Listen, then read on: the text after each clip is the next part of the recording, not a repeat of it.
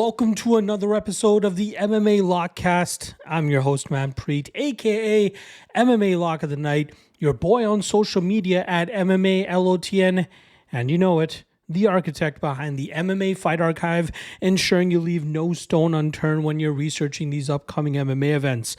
We got 19 different promotions from all over the world, and there is a possibility of a 20th promotion being added this week, so keep your eyes peeled for that.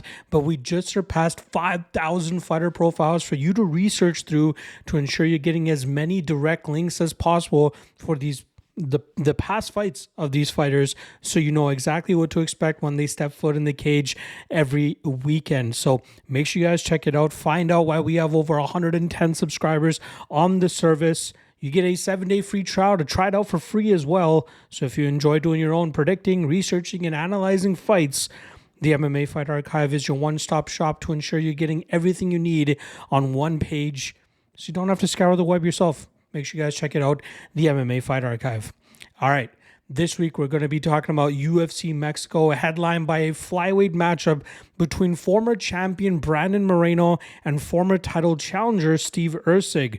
This is a fun matchup and a fun clash of styles between two guys that are always going to be at the top of the flyweight division, and we'll see if Moreno can build upon that November victory he had over Amir Albazi up in Edmonton. And for Steve Erceg, he's looking to bounce back from that two-fight losing streak he currently finds himself on and hoping to get back into title contention. Co-main event honors a very nasty slugfest here between Manuel Torres and Drew Dober, which should definitely deliver in terms of the goods there. The total set at 1.5, so I'm sure you can guess where a lot of people are going to be putting their money, but it should be a very fun card from jump there. So let's quickly get into the recap for this past weekend's UFC London card for the Lock of the Night play and Dog of the Night plays. Lock of the Night play, I felt we got gypped a little bit on Mick Parkin there, as I thought he did enough in the first and second rounds to get his hand raised, but the judges did not see it that way. But regardless, it should not have been that close to begin with, as I really thought Parkin was going to be able to start running away in deep water, but that was not the case. The experience and veteran skill of Tybura ends up paying off for him there. For the LFA, great start for Ednilson Santos, was able to hurt Mantello a few times, but Mantello, his durability showing the hell up, and we ultimately see Santos slow down a lot quicker than I expected him to, and he ended up getting finished there. And then even for Cage Warriors, probably the worst of them all as well, the 4-second knockout loss for Charles Joyner, gets duped into the glove touch and pays for it immediately with his opponent crashing the pocket and landing that big shot to put him away. Very dirty. You know what I mean? In my opinion, I thought that was a horrible look for Yannick Bahati, who isn't a veteran, but he managed to get one up on the youngster there, and he was able to get that knockout. So not a good Lock of the Night weekend this past weekend, going 0-3, absolutely atrocious. Even dipping the Lock of the Night record now to under 500, which is insane. You know, this has been a dog-heavy year, and obviously we're able to cash on Haider Emil and Magomed Ankalaev as underdogs for Lock of the Night plays, but been absolutely crazy with some of the upsets that we've been seeing as of late. So like I said, that brings our Lock of the Night record to 11-12 now in the year for a 48% hit rate. Heck, the Dog of the Night play is doing better. We got Dog of the Night play cashing this past weekend on Cowlin Loughran. Again, maybe karma. With the Mick Parkin loss, we end up getting the Loughran gift decision, in my opinion. I thought he lost that last round. I thought he won the second round. I think it was the second round that he won. But again, two judges scoring that third round in Loughran's favor, and I'm happy to take that decision. But again, I think the karma was there with Parkin not getting the decision against Tybura. We did hit another dog, I believe, on the one of the regional events. I can't recall which one off the top of my head.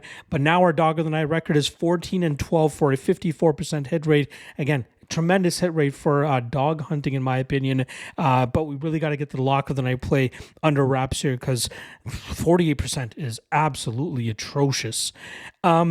Reminder, this week there is also an LFA card going down in Brazil. I'll have the Legacy Warriors podcast for you guys later this week, so keep your eyes peeled for that. I believe either Thursday or Friday, depending on what day the card is as well, so it's usually the day before that I drop it. And I do want to also be a little bit more brief with these UFC full card breakdowns. I'm usually teetering on that 1 hour mark for a lot of these breakdowns, but I want to try to tighten it up. If you guys have been watching this show for a while, I usually like to dive into both fighters' backgrounds before I put them up against each other and then give you guys what my breakdown is. But I'm going to get right to the breakdown for each matchup. Now, this won't be quick picks, right? Obviously, Wednesdays I drop my quick picks breakdown where I go, close to 8 minutes, quickly rifling through every single matchup. For this one, maybe spend 2 minutes, max 3 minutes on each matchup and try to get the information to you guys. I know you guys prefer the efficiency and the not dilly-dallying a lot with some of these matchups. So I'm going to forego going over the backgrounds of a lot of these fighters and get right down to the matchup itself. Let me know what you guys think of that in the comment section below, and hopefully we're a little bit more clean and efficient with the breakdowns for this card. All right. We got, I believe, 13 fights for this Mexico card. Again, the one thing a lot of people are going to be harping on this week is the altitude. Obviously, this is one of the higher elevations that the UFC normally goes to. So just keep that in mind for some of these breakdowns and what cardio and how conditioning will impact some of these matchups. Maybe getting some uncardio-like performance from some of these fighters. That's definitely something to keep in mind. All right, let's get right into his first matchup up in the featherweight division. We got Jamal Emmers coming in at minus 350, going up against Gabriel Miranda, who comes in at plus 285. Now, Emmers is a guy that often struggles in terms of fight IQ, making some bad decisions, which is why he's now 3-4 in the UFC. Last time around, going up against Landwehr, hurting him early, but then ultimately getting put away after the pressure of Landwehr really started to catch up to him. He's usually a solid striker with good speed and good stinging power, and has a good wrestling game as well. But he's going to have to utilize his wrestling defensively here against a guy like Gabriel Miranda, who's a very aggressive BJJ black belt with 16 of his 17 wins coming by submission. But I like to call Gabriel Miranda the Brazilian Terrence McKinney, because this guy does not like going to the scorecards. 20 of his 24 fights have finished inside the distance, with all 20 of those fights finishing under 1.5 rounds. So you bet your ass, as soon as I saw that the total is set at 2.5, the under is the spot that I would be most comfortable with for this matchup. I expect it to be Emmers' striking advantage to really touch up Miranda on the feet, utilizing his speed and power to touch up Miranda and eventually find that knockout. But he is very difficult to trust at minus 350, which is why Miranda by sub would not be a bad hedge opportunity. But again, I'm expecting violence in this fight, and I think it's going to happen pretty quickly, especially with how aggressive Miranda normally is. So I'm going to go Emmers by knockout, but the under 2.5 is where I would put my money for this fight. All right, next up, lightweight division. We got Markel Mederos coming in at minus 200, going up against Austin Hubbard, who comes in at plus 170. Now, for Mederos, he is a former Factory X fighter, but I believe in October, he moved down to Arizona to be a part of the MMA Lab team, and he cited the cost of living in Colorado to be the reason why he decided to move to Arizona, and not to mention the family atmosphere that the MMA Lab brings. Solid striker, good hand speed, decent power, good grappling when he needs it as well. And he's been out of the cage for over a year now due to a concussion that he suffered in July. He's going up against Austin Hubbard, who also used to train in Colorado alongside Team Elevation or Elevation Fight Team. But in recent fight camps, he's actually gone up to Chicago to train alongside welterweight champion Bilal Muhammad, as well as Ignacio Bahamondes and Charles Radke. I believe Hubbard had a pretty good argument for winning his last matchup that he lost by split decision against Alexander Hernandez, and I think that might fuel him a little bit more to be more aggressive against Markel Mederos. I do like Hubbard here to pull off the upset, as I think his experience, not to mention his ability to be competitive in the striking realm and even mixing in some of his clinch game, could prove fruitful for him. Mederos is taking this fight on short notice, and Hubbard, obviously used to training at altitude, same as Mederos, Mederos, but to be more prepared for this scheduled matchup and this date, I think is going to definitely help him out in this spot. I expect the striking to be somewhat level, but I think the body kicks and eventually the grappling of Hubbard and just pace setting and cardio edge, in my opinion, for Hubbard is going to be the difference maker here. So to get him as a plus 170 dog, I'm more than happy to take a shot on him here to be the first underdog of the night to pull off the upset. All right, next up, lightweights going at it as we got Rafa Garcia coming in at minus 500, going up against Vince from Hell Pichel, who comes in at plus 375. Now, for Rafa Garcia, he got the most aggressive version of Grant Dawson last time around, being finished in the second round of that fight. But Garcia is a guy that normally is a jack-of-all-trades type of fighter. He can strike when he needs to, and he can grapple when he needs to. And obviously the guys with Cub Swanson and the rest of that team over there, Danny Silva, is helping him out round out the rest of his game. He's going up against Vince Pichel, who just celebrated his 13-year anniversary of being in the UFC. He's 42 years old, but has not been all that active as of late. He's been in the UFC for 13 years, but he only has a 7-4 record with the promotion, showcasing he's only fought 11 times in that amount of time. He took off 2 years between his last two fights, and now taking off nearly a full year since his last matchup. He does find himself on a 2-fight winning or losing streak, and I think that goes to show that his mind is kind of surpassed where his body is at this point. Like, his body's not allowing him to keep up with these higher level matchups that he's getting. Hence why we're seeing him getting outboxed by Ismael Bonfim, even getting outboxed by Mark Madsen, who's a wrestler as well. And I think it's going to showcase once again here with Garcia. I think Pichel will start to try to push the pace, but I think Garcia will eventually start landing the better shots. And I wouldn't be surprised to see Garcia mix in some takedowns to make it look even better for the judges. Minus 500, kind of on the back end of what I would be paying for a guy like Garcia. Obviously, Pichel has great experience, especially a high-level experience, but I think that Garcia is slowly starting to come into his own, and I think this is a very winnable matchup for him, which is why I'm going to take him to win this fight by decision. Our next up, women's strawweights going at it here as we have Lupita Godinez coming in at minus 220, going up against Julia Polastri, who comes in at plus 185. Now, Godinez finds herself on the first 2-fight losing streak of her career, but I thought those were bad matchups for her, considering she was not confident enough in terms of engaging in the grappling. Obviously, going up against BJJ Wizards, Verna Jandiroba, and Mackenzie Dern, it made it harder for her to be successful in those matchups, even though she had glimpses of success. I felt she was a little bit muzzled, but luckily for her, this is a matchup against Polastri where I think we can see her show that off. Polastri is a solid Muay Thai specialist, and we saw some good takedown defense from her last time around against Corey McKenna, but I think it was the physicality advantage of Polastri that allowed her to stop those takedowns early. And I thought she lost the last round there once McKenna finally got the takedown. But with Godinez, I think we're going to see Godinez mix up the striking well with her grappling and ultimately find herself in top position for at least 2 out of 3 of these rounds, which will earn her that decision victory. I think she's the better overall fighter.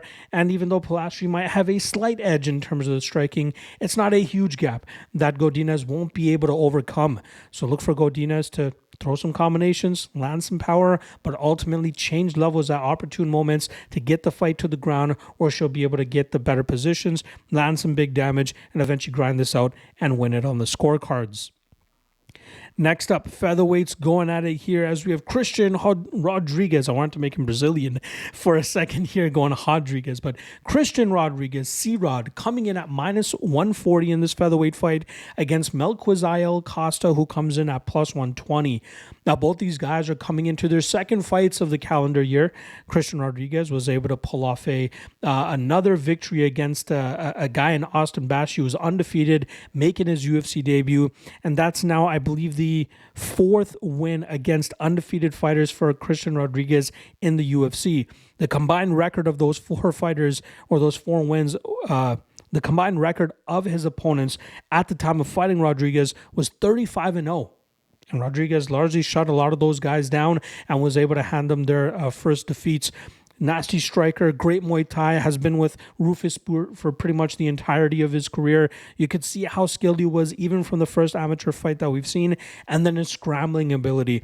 I know people are going to harp on him for that guillotine loss to Julian Erosa, but normally we see stellar submission defense.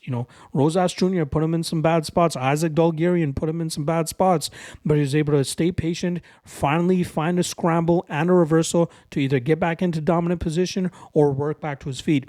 Then when he's on the feet, very good striking, puts pressure on, methodical and disciplined pressure, throwing combinations and utilizing a nasty step-in knee to really maximize his damage on his opponents. Malquizai Costa, 2-fight winning streak now. Last time around was able to submit Andre Fili in February, where it was a pretty competitive matchup until Fili went for a takedown and eventually found himself in a guillotine that Costa was able to capitalize on.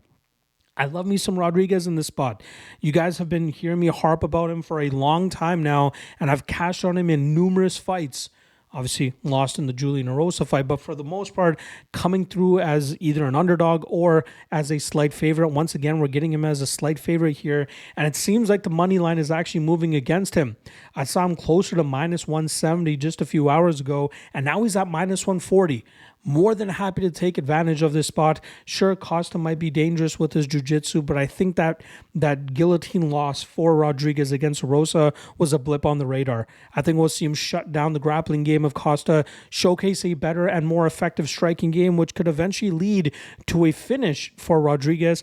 But I think he batters Costa en route to a decision victory here, as I think he'll be more effective with his combinations. Costa, with his striking, largely throws a lot of kicks. He wants to get fights to the ground to utilize his BJJ black belt, but I think Rodriguez will shut that down completely, out damage him on the feet, stay away from too much danger in the grappling realm, and eventually start running away with this in deep water, especially as Costa starts to slow down with the altitude in mind. I think Rodriguez starts running away with this and gets his hand raised on the scorecard or by third round finish. All right, next up in the middleweight division, we got Jose Medina coming in at plus 320, going up against Atiba Gautier, who comes in at minus 420. Now, Medina, not a guy that really deserves to be in the UFC. Just as we saw a few weeks ago with Eunice Dubain, who got signed to the UFC, and she had a little bit more reason to be in the UFC, considering she actually won her Contender Series fight, whereas Medina got swept on the scorecards. But Dana just enjoyed his durability and the fact that he can still move forward even after getting his shit kicked in. That's probably why he got signed to the UFC, and we saw him get swept on the scorecards once again by Zachary Reese in his UFC debut. He's trying to, get together with a better team. Obviously, training. I believe he trained at Entram Gym for a little bit, but he's not that good. His durability is the best thing about his game. Poor takedown defense. Mediocre get-ups, bad striking defense, has a little bit of power on his shots. And I think this is a great fight with Atiba Gautier, who is physically very gifted, but still raw with some of the technical aspects of his game. Obviously, we know he has a ton of power, has a Sambo background, also has a Muay Thai background as well. But you can see that he's still trying to figure out the grappling game, just as we saw in his last matchup on the Contender Series against Naito. I think this is a fight where the physicality of Gautier will come through, but it's very tough to be completely confident in him at minus 420. If he's unable to put Medina away, maybe Medina starts running away with this in deep water and Gautier just starts to gas out and ends up losing. That's how he lost his lone professional defeat as well. So, as bad as Medina is, his durability could definitely bail him out of some bad spots, and that could put Gautier on the back foot, especially in rounds 2 and round 3. That's not enough for me to justify a bet on a guy with as poor of a skill set as Medina, but it's enough for me to stay away from the chalky price tag that we see on Gautier. I'm going to go Gautier and Gautier by decision. I'm very intrigued to see what that prop will be at. Anything at plus 500 or better, I'd be willing to take a little bit of a sprinkle on, because I think he can land more sustainable damage over the course of 15 minutes and still get his hand raised if this fight has the scorecards. But straight up at money line, minus 400, I'm good. I can sit back and happily, watch this meme-worthy fight from the sidelines and not get involved. All right, next up, In the flyweight division, we got Edgar Chairez coming in at minus 280, going up against CJ Vergara, who comes in at plus 240. Now, starting off on the Chairez side of things, he came up short against Joshua Van back in September at UFC Noche or Noche UFC. Very good, aggressive Muay Thai striker, utilizes nasty elbows and nasty knees, has a pretty active guard off of his back as well, and a very slick submission game. CJ Vergara is a guy that's won the love of hardcore fans because of his unwillingness to turn down bad stylistic matchups. You're talking about a guy that's had fights against Tatsuro Taira, Asu Amabayev, Ramazan Temirov, Clayton Rodriguez, who he actually even pulled an upset over. And now he's fighting another very tough guy here in Edgar Chairez. I think Chairez is just better overall. I think that Vergara is going to have to land a big shot to really change the tide of this fight if he hopes to have any success in it.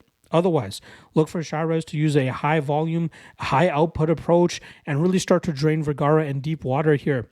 Another thing to keep in mind, Vergara has missed weight in 3 of his 7 UFC appearances, and it seems like it often impacts his cardio in deep water, and that could be the case for him here. So I think Chairez outdamages him, eventually wins this on the scorecards, but a round 3 knock on Chairez would not be a bad way to try to extract a little extra value from this matchup. But I think Chairez walks through him,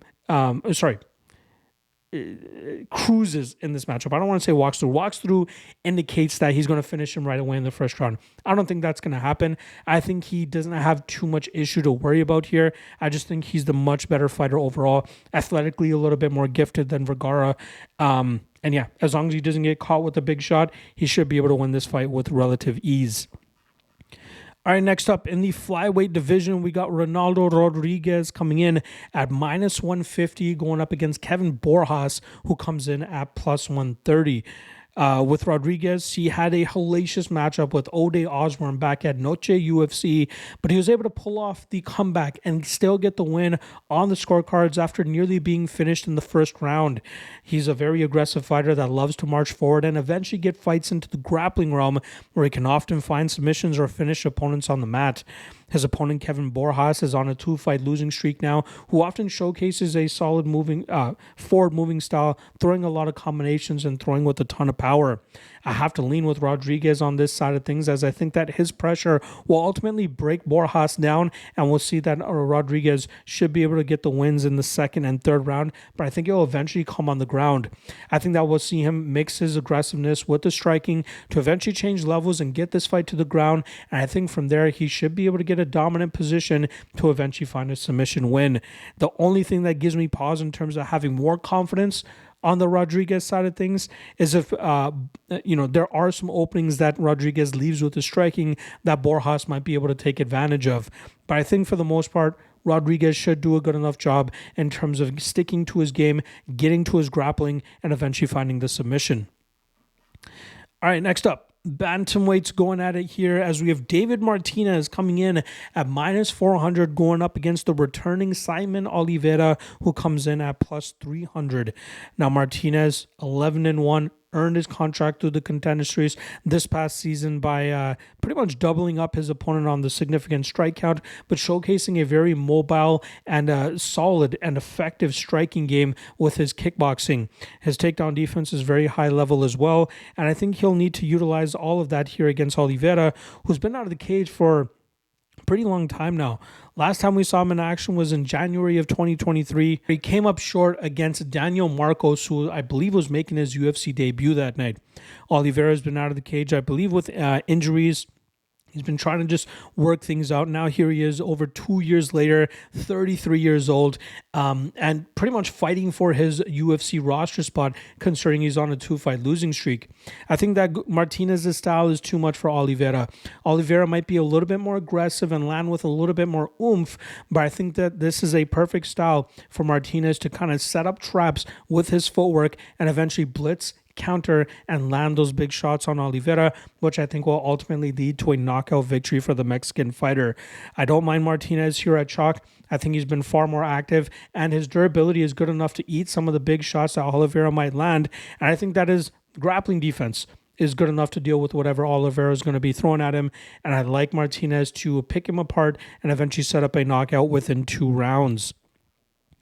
Next up, bantamweights going at it here as we have Raul Rosas Jr. coming in at minus 350, going up against Vince Morales, who comes in at plus 285. Now, Rosas Jr. has done a great job in terms of bouncing back from his lone professional defeat at the hands of Christian Rodriguez. He's won 3 straight matchups, although some of these fights have been getting a little bit harder for him to get his hand raised. Last time around against Richie Lang, won the first and third rounds after a tumultuous second round. But we know once he gets to his grappling, it's normally a wrap. Now, Morales has obviously improved his grappling game, as we saw in his 5-fight winning streak in between his UFC stints. But we see now that he's at the UFC level, he often finds it difficult to perform at a high enough level to still get his hand raised. He has a 3-7 record stretching both of his UFC stints, but often coming up short against the better fighters in the division. Everything we've heard of from Rosas Jr., especially from his, the practice room, the training camps, he's twisting, high-level UFC fighters up in pretzels and in knots, and I think he can do that here once again against Morales. I think we'll see Morales showcase good enough submission defense that this fight likely ends up hitting the scorecards, but I feel really good about Rosas getting the positions that he needs in the grappling realm to cause Morales a ton of trouble. Morales might be the slightly better striker, but I think he's going to struggle to keep Rosas off of him, which will ultimately lead to Rosas getting those control minutes, that damage from that top position, maybe threatening with a few submission attempts as well. But I think for the most part, we'll see Rosas Jr. control this fight with his grappling and end up winning it on the scorecards.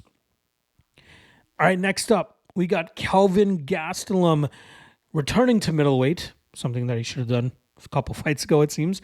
Coming in at plus 300, going up against B. Joe Pyfer, who comes in at minus 360. Now, quickly talking about Kelvin Gastelum's last matchup against Daniel Rodriguez, that was a fight that was originally scheduled for 170 pounds, and then on fight week, they pushed it up to 185 pounds because Kelvin Gastelum botched his weight cut very badly. It looked like he had it under wraps in his matchup against Sean Brady, where he got to 170 pounds and didn't seem like it really hurt him to make that weight, but now I don't think the UFC wants to trust him down at 170 pounds after his tumultuous record with making that weight class. Thus, he's back up at 185 pounds and always having to be the David in these David and Goliath matchups. One thing that makes Gastelum great is obviously experience. His durability is off the charts. He can eat a big shot and manage to bounce back and still have success even in those fights. Has a good boxing game, has a good grappling game, great experience. 33 years old. He's been in the UFC for 13 years as well. Absolutely crazy. And then on the flip side for Joe Pyfer, he was able to bounce back from his first UFC loss at the hands of Jack Hermansson by knocking out Marc-Andre Barriault back in June. Pyfer has some solid grappling of his own, but it's usually his power that does the talking the most because he's able to land that big power with the swiftness and with power, and that ultimately puts his opponents away. But when he can't finish his opponents, that's where things start to get a little bit sketchy. Now you're putting him against an experienced veteran like Kelvin Gastelum who doesn't get knocked out, and you're giving me plus 300 on Kelvin Gastelum, you got to take that shot. These are the types of fights that if Joe Pyfer is the first guy to go out there and knock Kelvin Gastelum out, I'll take this one on the chin. But I think that Gastelum can drag this into being a war, can push a little bit of a pace that Pyfer might not be able to keep up with, especially with this fight taking place at altitude. That's something that Gastelum can definitely thrive in deep water here. He's going to have to eat some big shots early, and obviously he's at a huge height and reach disadvantage here, but Gastelum has come up against bigger guys in the past and still come out on top. You have to go with Gastelum here, not just because of the experience advantage, but that durability is, it's granite. You can't crack that chin. And if Pyfer does, again, that'll be the first one, and I'll eat it on the chin. But I think that Gastelum pushes a pace here that Pyfer won't be able to be comfortable with, and he'll end up coming out on top, grinding this fight out, and winning it on the scorecards. Give me Kelvin Gastelum. Probably unpopular. I get it. But I'll happily be shamed for this fight if it doesn't end up going Gastelum's way. At plus 300, again, no-brainer, in my opinion. All right, co-main event time. We got Manuel Torres in the lightweight division coming in at minus 130, going up against Drew Dober coming in at plus 110. This is a fantastic matchup. Now, in terms of stakes, probably not the spot in the co-main event for it to be, but in terms of entertainment, Just as we saw a couple weeks ago with Cody Brundage and Julian Marquez, it doesn't need to be a high-stakes matchup for it to be in the co-main event. It just needs to be entertaining. And you're damn well sure it will be entertaining here with Manuel Torres and Drew Dober, especially with how they normally bring the heat. Now, I would often want to pick the side of Drew Dober here because of his experience advantage and some of the technical striking advantages he should hold. But as we've seen in his fight against Gene Silva and even other fights where he makes some bad mistakes with the striking realm, he can pay the price against guys that are athletically a little bit more gifted, maybe faster to the punch and hold more power than he does. And I think that's the case here with Manuel Torres. If Dober mixes this up well enough, gets it into the grappling, he could have some success. But if he ends up throwing down in the pocket or even gets caught trying to throw some combinations, he's going to get caught by Torres and Torres will put him away. With that said, I wouldn't bet on Torres here. Again, minus 130. There are a lot of mistakes that he makes, and it's not something that you'd want to find yourself in against Drew Dober. He overthrows a little bit on his punches, which often will leave better technical strikers to get the better of him. Hence why Ignacio Bahamondes knocked him out last time. And his gas tank. Big issue because of how hot and heavy he starts off a lot of his fights, which is why he's so reliant on getting that early finish. I'm still going to go Torres here as my prediction. I think he gets that round one knockout. The under 1.5 is probably where I would invest in this fight if I were putting money on it at all. I expect this to be quick. I expect it to be done in one round. And I think it's going to be Torres who ends up landing that big shot to put Dober away. So give me Torres by knockout. But again, very, very close fight. All right, time for the main event now where we got top flyweights. Former champion Brandon Moreno going up against former title challenger Steve Erceg. Now for Brandon Moreno, he picked up a much-needed victory back in November in a main event slot against Amir Albazi, battering him on the scorecards, battering him on the feet, and winning that fight with relative ease. He was able to shut down the grappling of Albazi and then beat him to the punch in the striking realm, running away with it, especially when the fight started to get into championship and main event rounds. Slick boxer, and I think that we saw his confidence come back after, especially after that flat performance that he had against Brandon Royval last year in Mexico. So I'm sure he's going to be extra motivated to put on an even better performance here in front of his home country. Steve Erceg, on the other hand, on the first 2-fight losing streak of his career, that Pantoja loss in the title fight, oh so close. I think if he just didn't get involved in the grappling in the 5th round, he probably would have won that fight. And then last time around against Kai Car-France, great work from Kai Car-France in terms of putting and stringing multiple big punches together, which ultimately caught Erceg and put him away. But I think Erceg's still capable of some high-level performances. He's 29. He can still go out there and eventually find himself in another title fight. Very slick Muay Thai, BJJ black belt, but it's often with his striking where we see him try to implement his offense the most. This fight with Moreno is a great fight. I think it's closer than the odds indicate. Minus 195, I think, is a little bit too wide for Brandon Moreno. I think it's going to be competitive in the striking realm, but I think it's going to be Moreno who really starts to go away with this, especially with a little bit more of power in which he can land with. I think he can land better combinations. I think he can really put that pressure on Erceg that Erceg will not be comfortable with. And I think that's going to cause Erceg some trouble. I wouldn't be surprised to see Erceg try to get this fight into the grappling realm where he might find some success with that BJJ black belt, but Moreno normally does a good job in terms of shutting that down. And on the flip side, I wouldn't be surprised if Moreno looks to get this fight to the ground and try to grind out Erceg that way. This is a close fight. I completely understand anybody looking to take a underdog shot on Steve Erceg because he can really be competitive here. But I have to go with the experience, slight striking advantage of Moreno. And I think his cardio is very high level here, especially at altitude. It could cause Erceg some trouble that he might not be able to battle back from. So, I'm going to pass on this at the current line. If this somehow we get crazy action on Erceg and this comes down to, minus 120, minus 130 on Moreno, then I would feel compelled to take a shot on him there.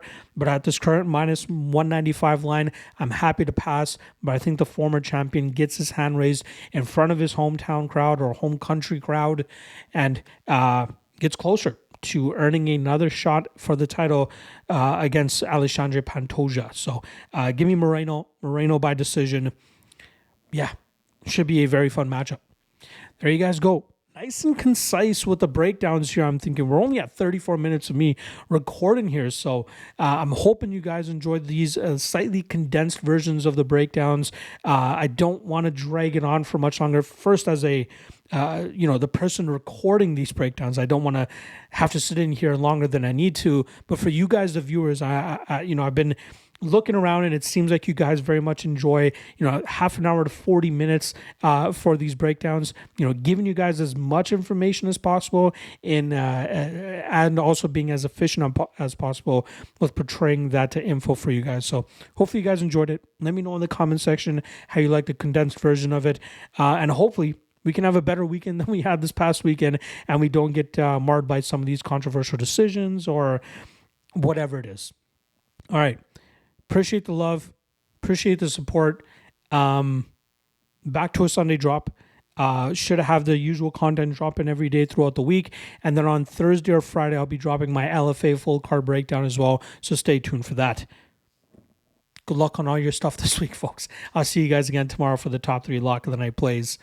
Or candidates, I should say. Peace.